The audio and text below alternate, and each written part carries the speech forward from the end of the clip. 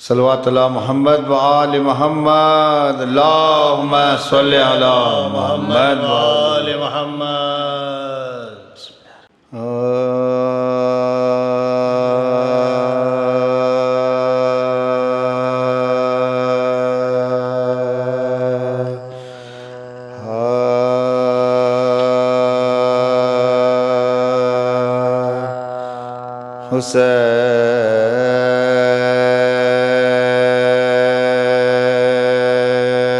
حسین جب کہ چلے وعدے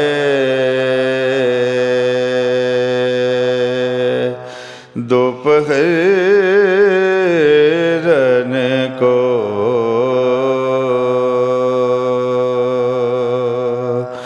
کوئی نہ تھا کہ جو تھا میں رکاب توسن کو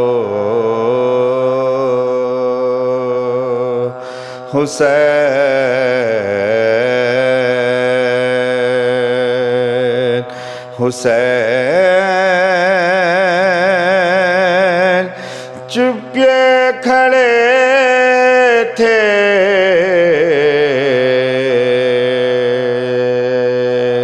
جھکائے گردن کو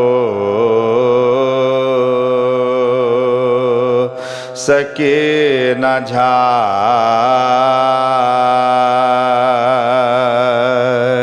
سکینہ جھاڑ رہی تھی ابا کے دامن کو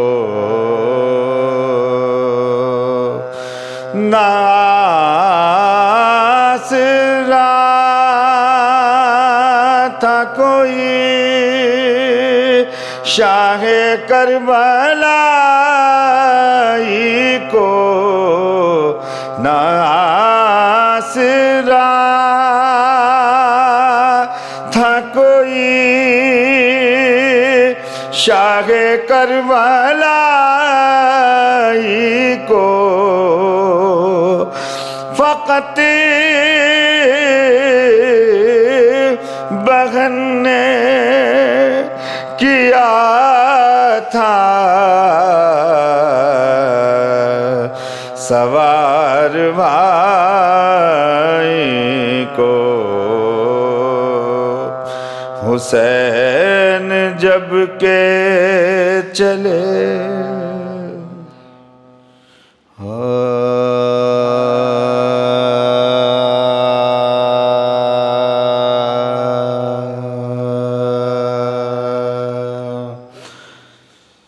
شبیہ ہے امام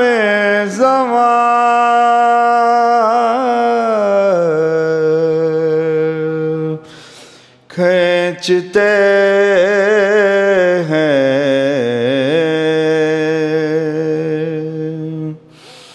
شبیہ ہے امام زمان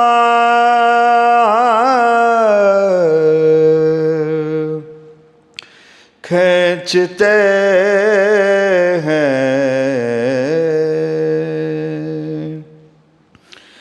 تصور میں تصویر جان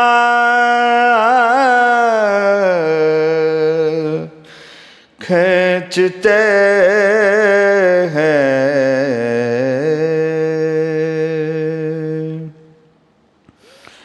فقیروں نے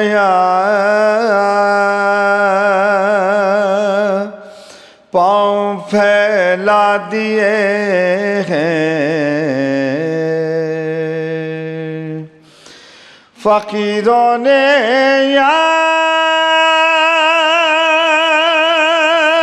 پاؤں پھیلا دیے ہیں اب بس ہاتھ اہل جہاں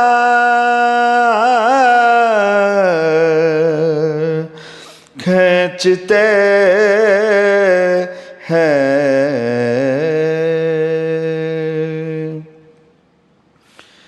زمیں مول لی ہے مزاروں کی خاطر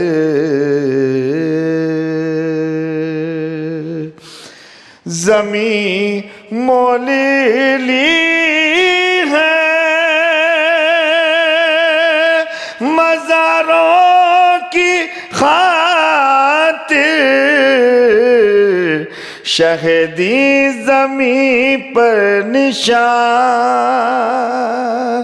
شہیدی زمیں پر نشان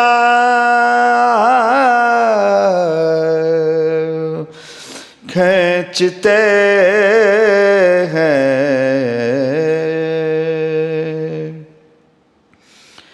کہاں روکے اکبر نے اے درد تھم جا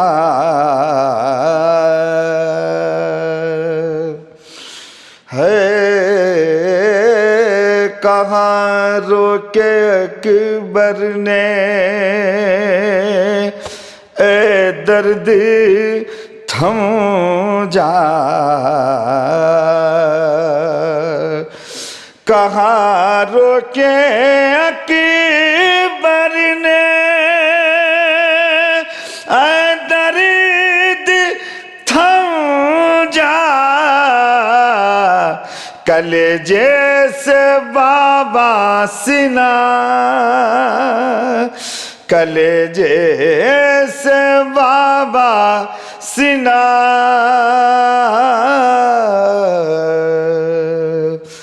کھینچتے ہیں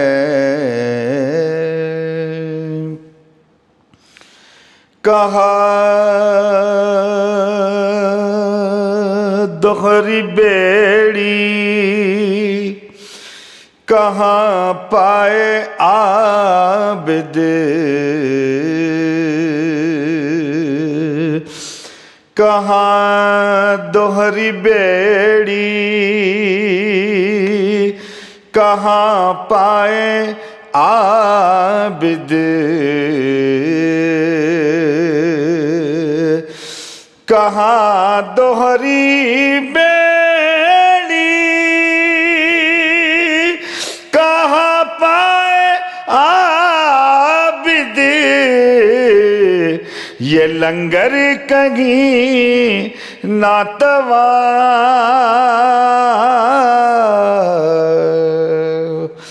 کھینچتے ہیں پکاری سکینہ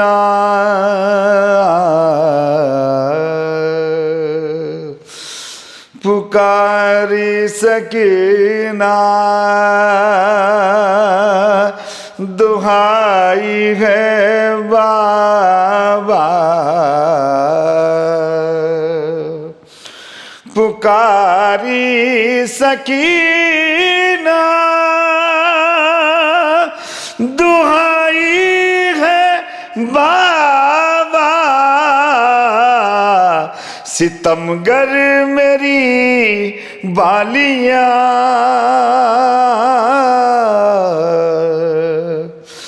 کھینچتے ہیں انیس زمین میں بہت کم ہے وسعت انیس اس زمین میں بہت کم ہے وسعت کمیت قلم کی عنایت کھینچتے ہیں شبیہ امام زمان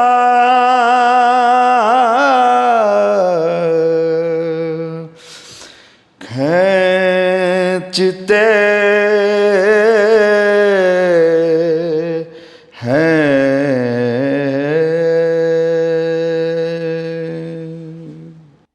لا حول ولا قوة إلا بالله العلي العظيم أعوذ بكلمات الله التامات من شر ما خلق بسم الله الرحمن الرحيم الحمد لأهله والصلاة على أهلها أما بعد قال الله سبحانه وتعالى في كتابه المجيد والفرقانه الحميد وهو أصدق الصادقين بسم الله الرحمن الرحيم وَلَقَدْ كَرَّمْنَا بَنِي آدَمَ وَحَمَّلْنَاهُمْ فِي الْبَرِّ وَالْبَحْرِ وَرَزَقْنَاهُمْ مِنَ الطَّيِّبَاتِ وَفَضَّلْنَاهُمْ عَلَى كَثِيرٍ مِّمَّنْ خَلَقْنَا تَفْضِيلًا صلوات اللہم صلی علی محمد۔ حضرات گرامی قدر، معزز سامعین اکرام و ناظرین اکرام، ارشاد باری تعالی اپنی کلام بلاغت میں قرآن مجید جس کی 17واں سورہ جسے سورہ اسراء کہتے ہیں، موجودہ ترتیب کے اعتبار سے 17واں سورہ ہے، اس کی 70ویں آیت ہے غالباً، کہ جہاں اولاد آدم سے متعلق گفتگو کرتے ہوئے پروردگار عالم بیان کر رہا ہے کہ وَلَقَدْ کرمنا بنی آدم وحملناہم فی البر والبحر ورزقناہم من الطیبات وفضلناہم علی کثیر ممن خلقنا تفضیلا۔ یہ یقیناً ہم نے بنی نوع آدم کو تاج کرامت سے نوازا اور اسے سمندروں اور خشکی پر حمل و نقلت کرنے کی صلاحیت عطا کی۔ وَرَزَقْنَاهُم مِّنَ الطَّيِّبَاتِ، بہترین طیب و طاہر اسے غذا فراہم کی۔ وَفَضَّلْنَاهُمْ عَلَى كَثِيرٍ مِّمَّنْ خَلَقْنَا تَفْضِيلًا، اور جتنی مخلوقات تھی ان تمام تر مخلوقات میں ہم نے اسے افضلیت فضیلت عطا کی اور تمام تر مخلوقات میں اسے اعلیٰ مقام عطا کیا۔ گفتگو اذہان عالیہ میں ہوگی کہ گزشتہ مجلس عزا میں یہی عنوان کہ اللہ اور انسان کے متعلق گفتگو تھی، اسی لیے میں نے اس آیت کا انتخاب کیا کہ توحید باری تعالی جو خالق ہے، پروردگار عالم، اس کا بھی ذکر ہو، اور اس نے جو مخلوقات خلق کی اس میں سے ایک مخلوق جسے انسان کہا جاتا ہے، اس سے متعلق بھی گفتگو ہے۔ اور ذات باری تعالی جو سمجھ سے ماورا ہے، پروردگار عالم، اسے مولا کائنات نے الفاظ کے ذریعے سے ذہن انسان کی وسعتوں کو پیش نظر رکھتے ہوئے ذہن انسان کے ظرف کے مطابق علی اسے توحید سمجھا رہے ہیں، اور یہ توحید بغیر علی کے سمجھی نہیں جا سکتی، اس لیے کہ وہ معبود نظر نہیں آتا، فہم و ادراک میں نہیں آتا، ذہن میں نہیں سماتا۔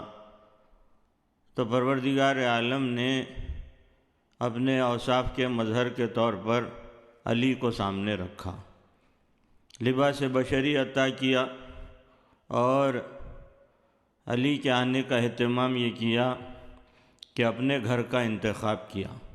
پتہ چلا کہ علی اس ہستی کو کہتے ہیں کہ جنہیں اس سرزمین پہ آنے کے لیے کم از کم اللہ کا گھر درکار ہے۔ بعض لوگ اعتراض کرتے ہیں کہ علی اللہ کے گھر میں آئے، یہ بات ہم ماننے کے لیے تیار نہیں ہیں، گو کہ تاریخ سے پوری ثابت ہے بات۔ چنانچہ ایک موقع ایسا آیا کہ جب جشن مولود کعبہ کا اہتمام کیا گیا دہلی میں، تو وہاں پر لوگ فضائل علی بیان کر رہے تھے۔ انہی میں سے ایک جناب خواجہ حسن نظامی جو خواجہ نظام الدین اولیاء کے پسر زادے ہیں، وہ تقریر کر رہے تھے۔ اسی دوران انہوں نے کہا کہ میرے مولا علی کعبے میں ظاہر ہوئے۔ تب یہ بات گوارا نہیں ہوئی، جہاں حسب نسب درست نہیں ہوتا وہاں علی کی فضائل برداشت نہیں ہوتے۔ چنانچہ ناسبیوں کے مجمع میں سے ایک شخص اٹھا اور اس نے خواجہ حسن نظامی سے کہا کہ آپ یہ جو بات کہہ رہے ہیں مجھے اس بات کا حوالہ دیجئے۔ تو انہوں نے فی البدیہہ 70 کتب کے نام بتائے کہ اس میں موجود ہے، اس میں موجود ہے، اس میں موجود ہے۔ سننے والے کو نہیں ماننا تھا، نہیں مانا۔ اس نے کہا کہ میں ماننے کے لیے تیار نہیں ہوں۔ تو خواجہ حسن نظامی نے کہا کہ تو کیوں نہیں مان رہا ہے، میں جانتا ہوں، اتنے کتب کے حوالے میں نے دیے، لیکن اس کے باوجود تو ماننے کو تیار نہیں ہے، اس کا سبب میں جانتا ہوں۔ لیکن اب جو تو اعتراض کر رہا ہے تو مجھے یہ بتا دے کہ علی سرزمین پر جب آئے تو کہاں پر ظاہر ہوئے؟ جہاں علی ظاہر ہوئے اسی مقام کو میں اپنا کعبہ کہوں گا۔ تو مولا کائنات کی شان ہے عزیزو، اور اللہ کے جائے ظہور کو علی کہتے ہیں۔ وہ معبود نظر نہیں آتا، فہم و ادراک میں نہیں آتا، تو کیسے اسے ماننا جائے؟ انبیاء آئے، انبیاء نے کلمہ پڑھوایا، توحید کے پیغام کو پہنچایا، لیکن توحید کسی نے سمجھائی نہیں۔ فقط میرے مولا علی ہیں جنہوں نے توحید پر گفتگو کی اور اس پیچیدہ مضمون کو سہل کر کے مشکل کشائے کائنات نے بنی نوع آدم تک پہنچایا۔ اور عزیزو ایسی ہی گفتگو ہے، پیچیدہ گفتگو توحید پروردگار عالم جو سمجھ میں نہیں آتا اسے الفاظ میں کیسے سمجھایا جائے۔ چنانچہ ایک موقع قرآن مجید، جس کے لیے میں یہی کہتا ہوں کہ اس بے دل کے دل میں پروردگار عالم جو کیف و کیفیات سے ماورا ہے، خواہش پیدا ہوئی کہ مدح علی کریں، تو اس نے قرآن کی شکل میں مدح علی کا دیوان بھیج دیا۔ یہ بھی ماننے تیار نہیں ہوتی ہے دنیا، لیکن اس کے لیے دلیل کے طور پر، اور پھر وہ ہمارے کتب سے نہیں، برادران اہل تسنن کے ایک عالم دین جن کا نام ملا صالح کشفی ہے، ان کی کتاب مناقب مرتضوی، جس میں انہوں نے مولا کائنات کا ایک قول نقل کیا کہ جہاں فاتح خیبر فرماتے ہیں کہ نزل القرآن اربعۃ ارباع ربع فینا وربع فی عدونا وربع فی قصص وسیر وامثال وربع فی احکام الشریعہ ولنا کرائم القرآن۔ مولا فرماتے ہیں کہ پروردگار عالم نے قرآن کو 4 حصوں میں منقسم کیا، اس کا 1/4 حصہ ہماری مدح و ثنا کر رہا ہے، دوسرا 1/4 حصہ ہمارے دشمنوں پر لعنت و منقصت کر رہا ہے۔ لیجئے وہ افراد جو تبرہ کے قائل نہیں ہیں، دیکھیں کہ قرآن بھی دشمنان علی پر تبرہ کرتا ہے، لیکن اسلوب ایسا ہونا چاہیے جو قرآن نے اپنایا ہے۔ اور وہیں بات آگے بڑھی، فرماتے ہیں کہ ربع فی قصص وسیر وامثال، تیسرے 1/4 حصے میں پروردگار عالم نے قصص انبیاء بیان کیے، سیر و سلوک کی باتیں بیان کی، اور وربع فی احکام شریعہ، چوتھے 1/4 حصے میں احکام شریعت بیان ہوئے۔ مولا فرماتے ہیں کہ جس زاویے سے بھی قرآن کا مطالعہ کیا جائے، قرآن ہماری ہی مدح و ثنا کرتا ہوا نظر آئے گا۔ جو آخری ٹکڑا ہے لنا کرائم القرآن، کہ پروردگار عالم نے ہماری مدح میں قرآن کو نازل کیا۔ غور طلب بات ہے کہ انسان اپنے اپنے ذہن کے زاویوں سے قرآن کا مطالعہ کرتا ہے، اور اس اللہ کی کتاب کی شان یہی ہے۔ اب انسان مطالعہ کرتا ہے، کوئی یہ ذوق رکھتا ہے کہ قصص انبیاء دریافت کریں، کوئی یہ ذوق رکھتا ہے کہ احکام شریعت دریافت کریں، کوئی یہ ذوق رکھتا ہے کہ اہل بیت اطہار کی مدح دیکھیں، اور کوئی یہ کہ دشمنان اہل بیت پر کس طرح سے قرآن منقصت کر رہا ہے، تبرہ کر رہا ہے، تو مولا فرماتے ہیں کہ جس زاویے سے، جس قصد سے بھی قاری قرآن کی تلاوت کرے گا، قرآن ہماری ہی مدح و ثنا کرتا ہوا نظر آئے گا۔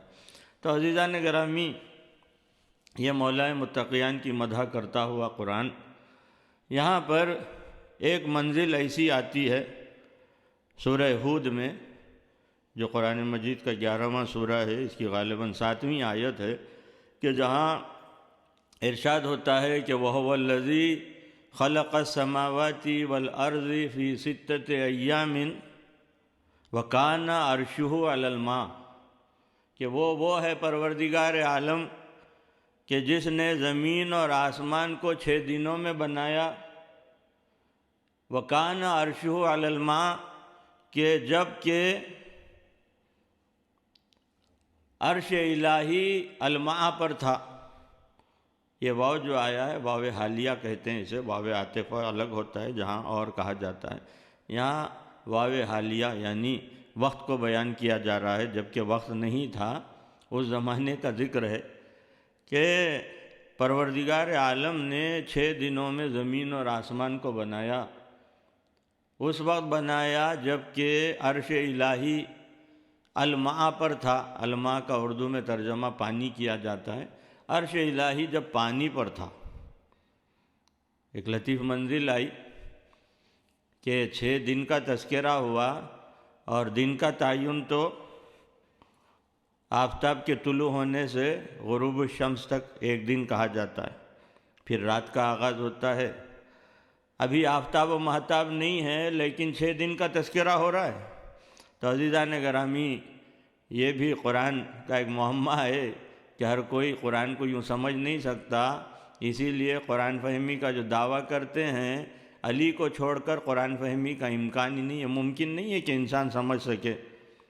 اور اس کا اشارہ بھی پروردگار عالم نے ایسی مایہ ناز کتاب نازل کی، جہاں ایسی اعلیٰ ترین کتاب، یہ جس کے لیے، جس کی عظمت بیان کرنے کے لیے اتنا ہی کہنا کافی ہے کہ اللہ کا کلام ہے، وہ معبود جو فہم و عقل میں نہیں آتا، سمجھ میں نہیں آتا، اس کی عظمتیں لامحدود، تو اسی نے اسی شان کی ایک کتاب نازل کی جسے قرآن مجید کہتے ہیں۔ اور اس قرآن مجید کو جب نازل کیا، اسی کے ساتھ پروردگار عالم نے، کیونکہ کتاب کوئی آسان نہیں کہ انسان پڑھے اور سمجھ جائے، جس طرح سے دنیا کے کتب کا مطالعہ کرتے ہیں اور سمجھنے کی صحیح کرتے ہوئے کبھی سمجھنے کی صحیح کرنے میں کامیاب بھی ہو جاتے ہیں، لیکن قرآن ایسی کتاب نہیں ہے۔ اسی کا تذکرہ ہوا، اس کے مدرسین کو بھی ہم نے بھیجا کہ قرآن کی تعلیم دی جائے، قرآن سمجھایا جائے۔ تو وہیں اشارہ ملتا ہے اسی قرآن میں کہ وما یعلم تاویلہ الا اللہ والراسخون فی العلم، کہ اس کتاب کی تعویل کوئی جانتا نہیں، یا اللہ جانتا ہے یا وہ جو راسخون فی العلم۔ تو اللہ تو کہیں دستیاب نہیں ہے، آپ کو ملے گا نہیں، اس کا پتہ ایڈریس کوئی معلوم نہیں ہے۔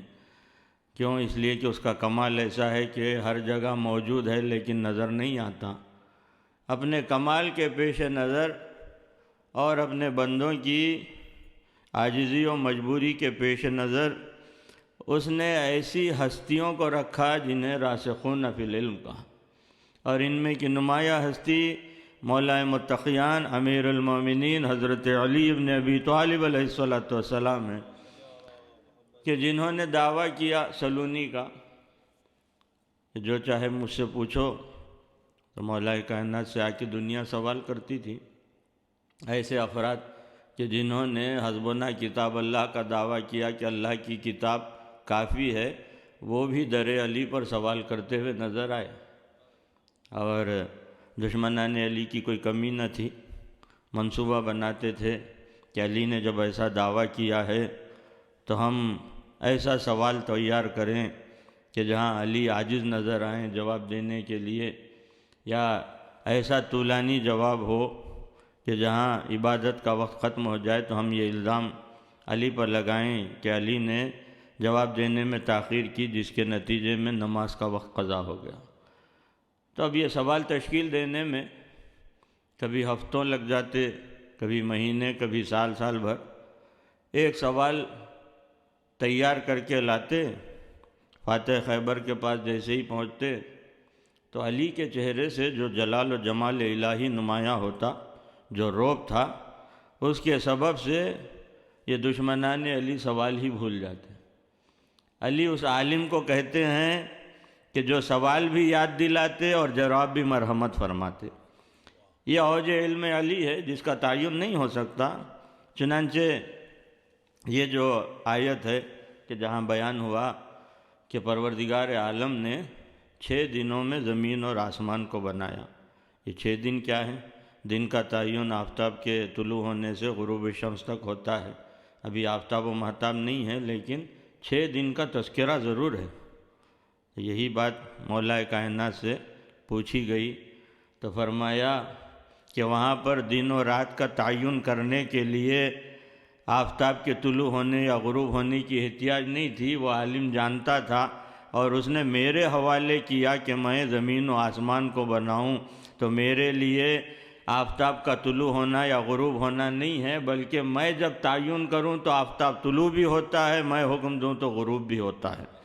6 دنوں میں زمین و آسمان بنائی گئی۔ اور کب بنائی گئی؟ وَكَانَ عَرْشُهُ عَلَى الْمَاءِ، جبکہ عرش الہی الماء پر تھا۔ تو یہ عرش الہی تھا، آفتاب و مہتاب نہ تھا۔ اب یہ لفظ عرش آیا اور مفسرین نے اپنی منمانی کی علی کو چھوڑ کر، اور یہی بات نظر آئی کہ اپنی منمانی تفاسیر جو کی ہے اس میں سے ایک سائل آتا ہے، آ کر مولا کائنات سے سوال کرتا ہے کہ یا علی، یہاں پر جو بیان ہوا کہ عرش الماء پر تھا، تو یہ بتائیں آپ کہ یہ عرش الماء کیا ہے اور عرش کیا ہے؟ تو مولا کائنات نے اسی سے پوچھا کہ بتا کہ تیری سماعتوں تک کیا بات پہنچی؟ تو اس نے کہا کہ یا علی، میں نے جب لوگوں سے دریافت کیا تو انہوں نے کہا کہ عرش ہے اور اس پر اللہ بیٹھتا ہے۔ آج بھی آپ کو وہ نظریات مل جائیں گے ابن تیمیہ وغیرہ کے کہ وہ پروردگار عالم آتا ہے کعبے میں اور اپنا ورود فرماتا ہے۔ تو بہرحال وہ نظریات سے ہمیں کوئی تعلق نہیں ہے، نہ مباحث میں جاننا ہے ان تمام چیزوں کے۔ بہرحال تو مولا کائنات نے جواب دیا کہ کیا عجیب بات ہے، کتنے افسوس کا مقام ہے کہ اللہ کو بیٹھنے اٹھنے والا بنا دیا۔ اور پھر مولا فرماتے ہیں کہ وہ اللہ حرکت نہیں کرتا، کسی مقام پر موجود نہیں۔ اگر مکان ہو تو مکان کا محتاج ہو جائے گا، جو محتاج ہو جائے اسے خدا نہیں کہا جاتا۔ یہ لطیف منزلیں علی ہی سمجھا سکتے ہیں توحید کی۔ چنانچہ مولا کائنات سے اس سائل نے کہا کہ مولا پھر ہے کیا یہ؟ تو مولا کائنات نے فرمایا عرش علم الہی کو کہتے ہیں۔ دیجئے، علم الہی کو کہتے ہیں تو علم کے لیے تو عالم کی ضرورت ہے۔ اب یہ علم الہی عرش الہی الماء پر ہے، تو پتہ چلا کہ الماء ظرف ہے اور عرش الہی مظروف ہے۔ اب عرش الہی جب مظروف ہے تو یہیں پر مولا سے جب یہ کہا گیا کہ اللہ بیٹھتا ہے، تو مولا نے کہا کہ اگر وہ بیٹھتا ہے تو عرش قوی ہو گیا، اللہ کمزور ہو گیا۔ کیوں؟ اس لیے کہ حامل الہی بن گیا عرش۔ مولا نے کہا کہ ایسا نہیں ہے، بلکہ عرش اللہ کے علم کو کہتے ہیں۔ سائل نے سوال کیا کہ مولا پھر یہ بتائیے کہ یہ الماء کیا ہے جو حامل عرش الہی ہے؟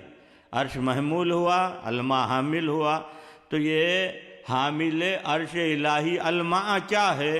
تو مولا کائنات نے کہا کہ وہ ہم محمد و آل محمد ہے جو عرش الہی کو اٹھائے ہوئے ہیں۔ پتہ چلا کہ علم الہی کے جو حامل ہوتے ہیں انہیں محمد و آل محمد کہا جاتا ہے۔ تو عزیزان گرامی، یہیں پر سائل سوال کرتا ہے کہ مولا اس وقت زمین و آسمان کی تخلیق ہوئی کہ جب عرش الہی الماء پر تھا، تو یہ مجھے بتائیں آپ کہ یہ الماء جو محمد و آل محمد ہیں اور عرش الہی کو اٹھائے ہوئے ہیں، علم الہی کے حامل ہیں، تو یہ مجھے بتائیے کہ یہ عرش جب زمین و آسمان کی تخلیق 6 دنوں میں ہو رہی تھی، اس وقت عرش موجود تھا، تو یہ عرش کب سے ہے اور الماء کب سے ہے؟ تو مولا کائنات نے جواب دیا کہ تیری عقل اس کا تحمل نہیں کر سکتی، تو شمار نہیں کر سکتا اس مدت کو۔ کہنے لگا کہ مولا اگر میں شمار نہیں کر سکتا تو اس کا مطلب کوئی شمار نہیں کر سکتا اس مدت کو، میرا آپ کے اتنے قریب رہنے کا فائدہ کچھ تو ہونا یہ چاہیے کہ میری سمجھ میں آ جائے بات۔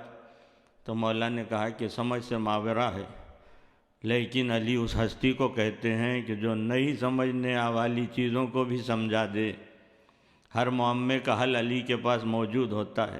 تو مولا کائنات نے کہا کہ اگر تو اتنا سمجھنا ہی چاہتا ہے تو سن کہ اگر زمین و آسمان، مشرق و مغرب، شمال و جنوب، تمام تر فضا جتنی بھی موجود ہے، اسے اگر رائی کے دانوں سے پر کر دیا جائے اور تجھ سے کہا جائے کہ ایک ایک دانہ کر کے گن، جتنی مدت میں تو گن سکے گا اس سے 70,000 گنا زیادہ وقت سے ہم موجود ہیں۔ اب عزیزو، یہیں پر لطیف باتیں آ جاتی ہے کہ مولا کائنات سے سوال کیا کہ مولا جب مکان و زمان نہ تھا، کچھ نہ تھا، آپ تھے، تو آپ جب تھے تو یہ بتائیں کہ آپ کب سے ہیں؟ تو مولا نے فرمایا کہ جب کب تھا نہ تب تھا، ہم اس وقت سے موجود تھے۔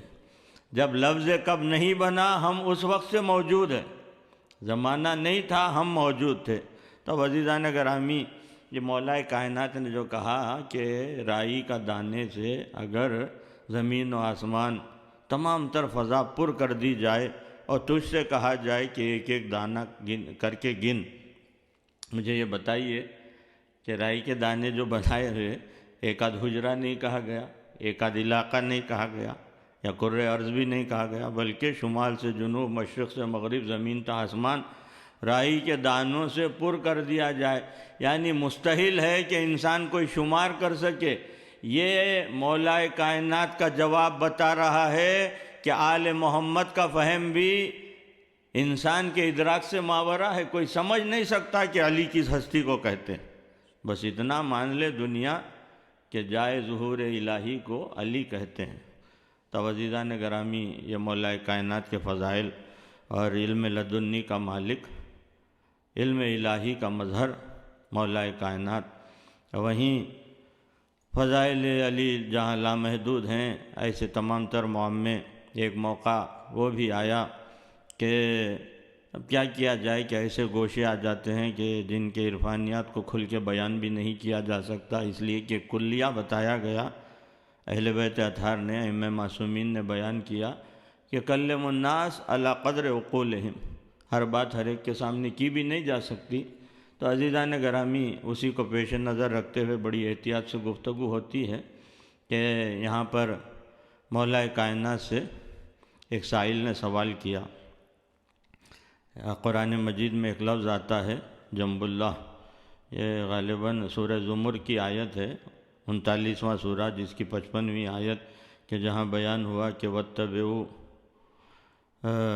اتباع کرو، واتبعوا احسن ما انزل الیکم من ربکم من قبل ان یاتیکم العذاب بغتۃ وانتم لا تشعرون ان تقول نفس یا حسرۃ علی ما فرطت فی جنب اللہ وان کنت لمن الساخرین، اس کی اتباع کرو جو سب سے بہتر تمہاری جانب نازل کیا گیا ہے۔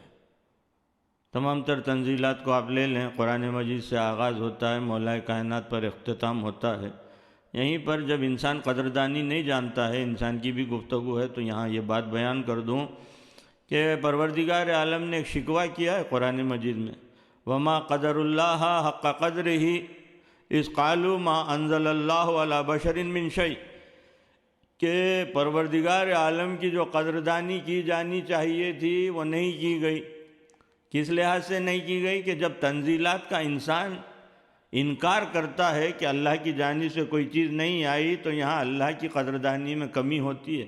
لیجئے ہم اب تک یہی سمجھتے تھے کہ انسان کا قدردان نہیں ہوتا ہے، پتہ چلا کہ وہ خالق کا بھی قدردان نہیں ہے۔ کیوں؟ تنزیلات سے انکار کیا۔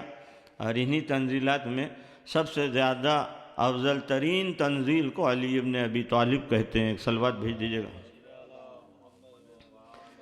تب عزیزان گرامی، یہ مولا کائنات کا نور اقدس جو نازل ہوا، اسی کی اتباع کا حکم دیا گیا ہے یہاں پر کہ وَاتَّبِعُوا عَلَىٰ مَا أُنزِلَ أَحْسَنُ مَا أُنزِلَ إِلَيْكُم مِّن رَّبِّكُم مِّن قَبْلِ أَن يَأْتِيَكُمُ الْعَذَابُ بَغْتَةً وَأَنتُمْ لَا تَشْعُرُونَ، کہ اس کی اتباع کرو جو تنزیلات میں سب سے بہتر نازل ہوا۔ اگر تم اتباع کرنے میں تاخیر کرو گے تو یکایک اچانک آنے والے عذاب میں مبتلا کر دیے جاؤ گے۔ عزیزو، ایک ایک جو پہلو آتا ہے اس پر طولانی گفتگو ہوتی ہے، بہرحال مختصر اور معین جو وقت ہے اسی میں باتوں کو سمیٹنا ہے۔ تو یہاں پر جو بیان ہوا کہ یکایک عذاب آ جائے گا اگر اتباع میں تاخیر کرو گے، یعنی یہاں پر مولا کائنات کی اتباع کی گفتگو ہو رہی ہے کہ علی کی اتباع کی جائے۔ انسان اتنا نافرمان کہ اتباع کرنے پر آمادہ نہیں، تو پروردگار عالم نے بھی غیظ و غضب میں آ کے کہا کہ اچانک آنے والے عذاب میں گرفتار کر دوں گا۔ اب یہ یکایک آنے والا عذاب کیا ہوتا ہے، تو اسے سمجھنے کے لیے پھر آپ کو میدان غدیر تک آنا پڑے گا کہ جہاں اللہ کے حبیب نے کجاووں کا منبر بنا کر اپنے بھائی علی کو ہاتھوں پر اٹھا کر اعلان کیا کہ من کنت مولا ہو فہاذ علی مولا، کہ جس کا میں مولا ہوں اس کے علی مولا ہے۔ اعلان ہوا علی کی ولایت کا۔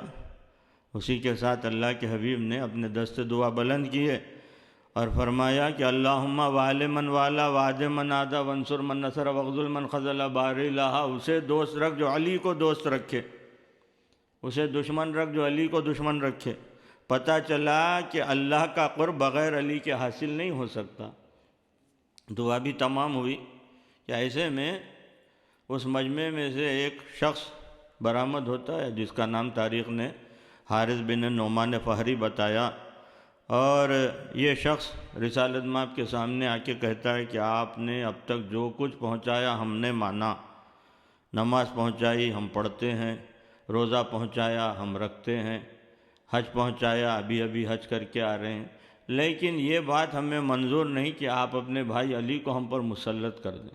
تو اللہ کے حبیب نے کہا کہ میں کب اپنی مرضی سے کوئی کام کرتا ہوں، اور میرے قول و فعل کی تو قرآن ضمانت لیتا ہے، جو کچھ مجھ پر وحی ہوتی ہے میں وہی بیان کرتا ہوں۔ چنانچہ وہ قرآن کی آیت وما ینطق عن الہوا ان ہوا الا وحی یوحی، کہ ہمارا حبیب تو کلام ہی نہیں کرتا جب تک کہ وحی نہ آ جائے۔ تو وحی کے ذریعے سے کلام ہو رہا تھا، امر الہی تھا کہ یہ اعلان ولایت کیا جائے۔ حارث بن نعمان فہری کہتا ہے کہ میں ماننے کے لیے تیار نہیں ہوں۔ تو اللہ کے حبیب نے کہا کہ تیری مرضی ہے، مانتا مان یا نہیں مانتا مت مان۔ بڑبڑاتا ہوا اپنی اونٹنی کی سمت چلا اور آسمان کی جانب دیکھ کر کہتا ہے کہ بار الہ، اگر یہ محمد نے کہا ہے تب بھی منظور نہیں، اگر تیرا حکم ہے تب بھی مجھے منظور نہیں، اگر تیرا حکم ہے تو مجھے منظور نہیں ہے، میرے لیے عذاب بھیج دے۔ اب پھر قرآن بیان کرتا ہے کہ سأل سائل بعذاب واقع، کہ سائل نے اپنے منہ سے عذاب مانگا۔ اب یہ عذاب کیا ہوتا ہے، عذاب کا قاعدہ کیا ہوتا ہے؟ ایک قاعدہ تو قرآن نے خود بیان کیا کہ جہاں رحمت للعالمین موجود ہو اس احاطے میں عذاب نہیں آتا، لیکن یہ ولایت علی کے منکرین کے لیے یہ رعایت نہیں ہے۔ رحمت للعالمین موجود تھے، وہیں آسمان سے ایک پتھر آیا اور یہ واصل جہنم ہوا۔ یہ بھی غور طلب و تشریح طلب ہوتی ہے بات کہ آسمان میں کوئی پتھر تھوڑی ہوتے ہیں، لیکن پتھر آیا، پتھر والا عذاب، اس کی تفصیل بھی ہے۔ بہرحال ایک مختصر سے وقت میں وہ بھی سماعت فرما لیں کہ وہاں پر جب عذاب آ رہا تھا، وہ پوری تفصیل ہے کہ ابرہہ جب لشکر لے کر، ہاتھیوں کا لشکر لیا ہوا کعبے پہ حملہ کرنے کے لیے آیا، تو پروردگار عالم نے ان جسیم جانوروں کے مقابل میں ننھے سے پرندے بھیجے جن کے پنجوں میں کنکریاں تھیں۔ آسمان سے کنکریاں برسی، ہاتھی وہیں ہلاک ہو گئے، سارا لشکر ہلاک ہوا۔ تو اسی میں سے ایک پرندے کو جبرائیل نے کہا کہ اپنے کنکر کو یہاں مت برسا، یہ لے کر چلے جا فلاں پہاڑی کی کوہ میں اور وہیں زندگی بسر کر وہ عزیزوں برسوں گزر گئے، وہ پرندہ اس کوہ میں زندگی گزار رہا تھا۔ جب 18ویں ذی الحجہ سن 10 ہجری اعلان ولایت علی ہوا، اسی کے بعد اس شخص نے انکار ولایت کیا، تو اب جبرائیل نے اس پرندے کو حکم دیا کہ وہ اپنے کوہ سے باہر نکل اور اس پتھر کو اس دشمن علی پر برسا دے۔ ایک صلوات بھیج دیجیے گا محمد علی۔ تو عزیزان گرامی، مظہر کبریا بن کے آئے علی اور پیکر بشری میں آئے۔ اسی لیے مولا خود فرماتے ہیں کہ ہمارا ظاہر امامت ہے اور ہمارا باطن ایسا ہے کہ تم سمجھ نہ سکو گے، تمہارا فہم اور ادراک اتنی رسائی نہیں رکھتا۔ عزیزان گرامی، اگر علی کو کوئی سمجھ جائے تو اس کا مطلب اس نے توحید کو سمجھ لیا، اور علی بھی محدود ہوئے، توحید بھی محدود ہوئی۔ جو محدود ہو جائے وہ اللہ نہیں ہوتا، اسی طرح سے جو محدود ہو جائے وہ علی نہیں ہوتے۔ بہرحال یہاں سے بڑے دقیق گوشے نکل جاتے ہیں، وقت میرا تمام ہوا، اسی لیے میں اپنی اس تقریر کو سمیٹتے ہوئے آپ حضرات کی خدمت میں یہ عرض کرنا چاہتا ہوں کہ مولا کائنات اس ہستی کو کہتے ہیں علی کو جو مظہر کبریا ہے، جس کے ذریعے سے جسے دیکھ کر توحید سمجھی جائے، جسے دیکھ کر اللہ کو پہچانا جائے، اللہ کا عرفان حاصل ہو۔ وہیں فضائل جہاں لامحدود ہے، وہیں مصائب بھی لامحدود ہے، اور انہی مصائب کا ایک حصہ واقع کربلا ہے۔ علی کی مظلومیت کی روداد 1400 برس سے جو آغاز ہوئی، آج تک بھی علی اس مظلوم ہستی کو کہتے ہیں کہ جس پہ اتنے مظالم ڈھائے گئے، کہ جس کی ایک تفصیل وہیں ایک واقعہ ملتا ہے کہ فاتح خیبر ایک دن بیت الشرف کو تشریف لائے کہ ایسے میں علی کے چہرے پر رنجیدگی کے آثار، افسردگی کے آثار تھے۔ شہزادی کونین کی نگاہ پڑی، وجہ اللہ کے چہرے کو دیکھا اور کہا کہ یا ابوالحسن، آپ رنجیدہ و افسردہ ہیں، میں اس کا سبب جانتی ہوں۔ کہا کہ بنت رسول آپ کیا جانتی ہیں؟ تو کہا کہ ابوالحسن، سلمان نے مجھے بتایا ہے کہ لوگوں نے آپ کو سلام کرنا ترک کر دیا۔ اتنا سننا تھا کہ فاتح خیبر تڑپ گئے اور کہا کہ اے بنت رسول، کاش بات یہیں تک محدود ہوتی۔ علی کی مظلومیت کی حد تو یہ ہے کہ علی ان لوگوں کو سلام کرتا ہے، وہ علی کے سلام کا جواب نہیں دیتے۔ یہ علی کی عداوت کا سلسلہ چلتا ہوا میدان کربلا تک آیا، اور آپ جانتے ہیں کہ فاطمہ کا لال نرغ عادہ میں گر گیا۔ آل نبی آل رسول ہمراہ ہیں، نبی کی نواسیاں ہیں، علی و فاطمہ کی بہو بیٹیاں بھی ہیں۔ بالآخر یوم 9 محرم سن 60 ہجری کی جو تاریخ آئی سن 61 ہجری میں، تو وہ تاریخ ایسی تھی کہ فاطمہ کا لال ہر طرف سے نرغ عادہ میں گر گیا۔ کوئی موقع، کوئی جگہ ایسی نہ تھی جہاں سے حسین کے لیے نصرت آئے، اور یہ غربت و تنہائی۔ اور پھر وہی 9 محرم کی تاریخ جو آئی تو فاطمہ کے لال نے اپنے بھائی ثانی حیدر حضرت عباس کو بھیجا تاکہ ایک دن کی مہلت حاصل کی جائے۔ یہ حسین مہلت حاصل نہیں کر رہے تھے بلکہ مہلت دے رہے تھے کہ اب بھی انسان سنبھل جائے اور انسانیت کو اپنا لے۔ بالآخر 9 محرم کا دن جو گزرا، رات جو آئی، یہ رات اپنے ساتھ سود و گداز کو لائی، اور وہاں خیام حسینی میں اصحاب حسینی عبادتوں میں مصروف تھے۔ ایسی عبادت کے تاریخ بیان کرتی ہے کہ خیام حسینی سے شہد کے مکھیوں کی بھن بھناہٹ کی آواز کی مانند آواز آ رہی تھی۔ وہ تسبیح و تہلیل میں اصحاب حسینی مصروف ہیں۔ اسی کو حضرت انیس نے نظم کر کے بیان کیا کہ سر تھے سجادوں پر تو عرش معلیٰ پر نماز، موم فولاد ہوئے آوازوں میں وہ سوز و گداز، سر تھے سجادوں پر تو عرش معلیٰ پر نماز۔ ایسی عبادتوں میں انصاران حسینی مشغول ہیں کہ وہیں شب عاشور کے واقعات میں یہ ملتا ہے کہ ایک جانب سے شمر آ کر آواز دیتا ہے کہ میں ثانی حیدر عباس سے ملاقات چاہتا ہوں، عباس ملنا تو نہ چاہتے تھے، لیکن حسین نے کہا کہ بھائی جا کر دیکھو کہنا کیا چاہتا ہے۔ اور پھر ثانی حیدر برآمد ہوئے باہر، تو اس شقی نے کہا کہ عباس میں تمہارے لیے امان نامہ لایا ہوں۔ یہ سننا تھا کہ اس قدر ناگوار گزرا کہ کہا کہ اے شقی تجھ پر بھی لعنت ہے، تیرے اس امان نامے پر بھی لعنت ہے، میرے لیے تو امان لایا ہے لیکن نبی کے نواسے علی و فاطمہ کے بیٹے کے لیے امان نہیں۔ یہ کہنے کے بعد امان نامے کے پرزے کر دیے، ہوا میں بکھیر دیے، پلٹ کر خیمے میں داخل ہوئے۔ حسین نے دریافت کیا کہ اے بھیا کیا رودات گزری؟ بیان کرنا بھی نہ چاہتے تھے، لیکن جب حسین نے کہا تو بیان کرنا ضروری تھا۔ کہا کہ آقا امان نامہ لایا تھا۔ حسین کی مشیت حسین جانے، مصلحت حسین جانے، حسین مشیت الہی کا نام ہے۔ اتنا کہا کہ بھیا کیا ہی اچھا ہوتا کہ آپ چلے جاتے، یہ سننا تھا۔ ادب جو مانے تھا، حسین کا ادب ایسا تھا کہ سر جھکا کر کچھ نہ کہا، بلکہ خیمے کا پردہ الٹ کر باہر برآمد ہوئے، قناتوں کی حدود کو عبور کیا، صحرا میں ایک سمت کو جانے لگے۔ آگے آگے عباس جاتے ہیں، پیچھے پیچھے فاطمہ کا لال۔ اسی کے ساتھ ایک مرتبہ حسین نے کہا کہ بھیا تمہیں حسین کے حق کا واسطہ ذرا ٹھہر جاؤ۔ عباس ٹھہر گئے۔ کہا کہ بھیا کیا ارادہ ہے؟ کہا آقا نجف جاؤں گا، اب بابا سے کہوں گا کہ بابا شب 20 یکم ماہ رمضان سن 40 ہجری جس آقا کے حوالے آپ نے مجھے غلامی میں دیا تھا، اس آقا نے مجھے آزاد کر دیا۔ حسین تڑپ گئے، بھائی کو گلے سے لگا لیا، کہا ہے میرے بھیا تجھ جیسا جانثار و وفادار بھائی حسین کو کہاں ملے گا۔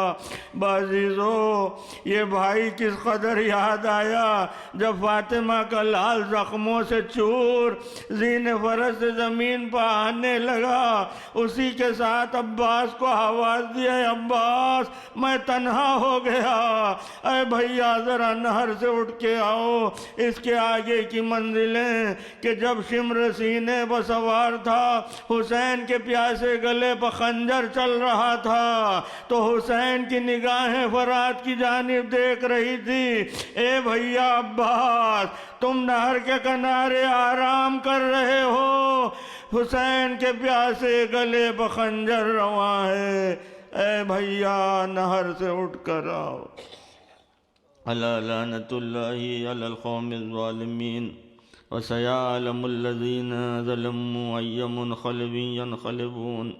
ربنا تقبل منا انک انت السمیع العلیم بحق محمد وآلہ الاطیبین الاطہرین صلوات اللہ علیہم اجمعین۔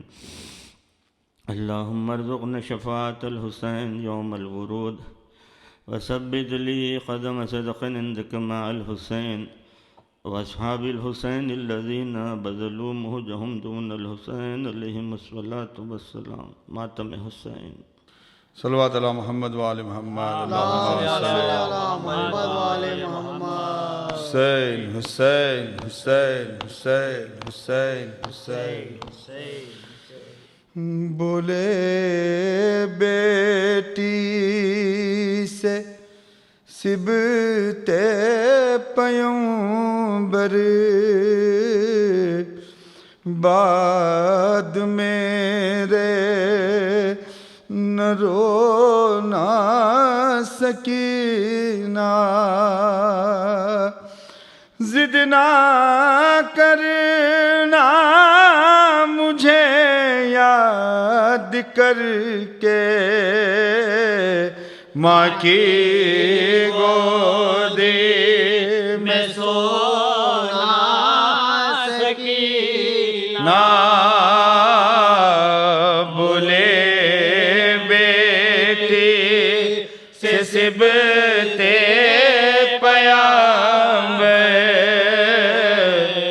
بعد میرے نہ رونا سکینہ، بہت دور جائیں گے بی بی، اب نہ صورت دکھائیں گے بی بی، ہم اگر یاد آئیں گے بی بی، تم نہ بے چین ہو نہ سکینہ، میری فرقت میں گریا کرے گر،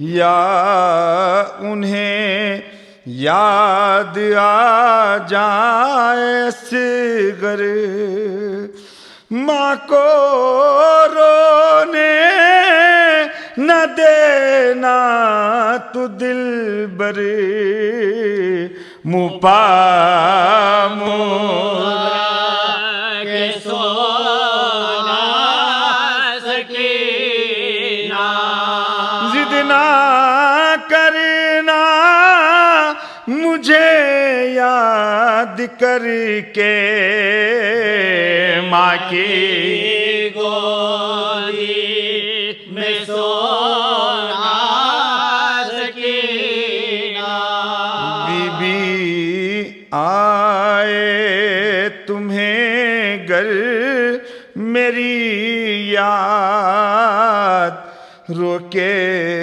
کرنا نہ تم زار و فریاد، ورنہ تم پر بہت ہوگی بیداد،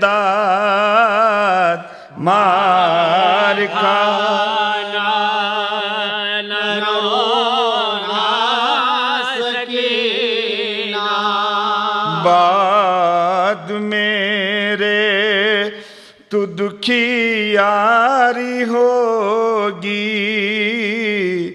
تجھ کو ایذا میری پیاری ہوگی، زندگی پھر تجھے بھاری ہوگی، تجھ کو ہے قید ہونا سکینہ، ضد نہ کرنا مجھے یاد کر کے،